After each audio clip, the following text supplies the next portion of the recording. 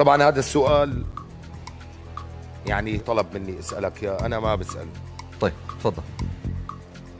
لماذا ما خليت ايمن رضا يشارك ببساطه؟ خوفك من امكاناته بالكوميديا وبدك العمل يكون بطولتك، لما اجره كبير وانت منتج العمل. اول شيء الشيء المادي، بعرف انه انت عم تطلب ارقام احيانا كبيره، وبعدين قلت لحالي يا ولد اعمل تيست شوف كيف تمشي الامور، وبعدين بتقول له لايمن شوف يا باسم، اول شغله انا وبنشتغل بهدوء. بدي اقطعك شوي. تفضل. اول شغله بهذا النوع انا ما حدا بيجيبني لانه انا مخترعه، عرفت شلون؟ ثاني شغله لما انت بتساوي ببساطه يلي هو مشروع بالاساس الي والك، فانا بنبسط حزردش لانه انا بعتبر هذا المشروع انتهى، لازم يتطور ويطلع على شيء ثاني. فلذلك بس خليني اكمل حكي. صدقني لو حاكي معي وقايل لي انه بدي اشتغل ببساطه ما كنت اشتغلت معه.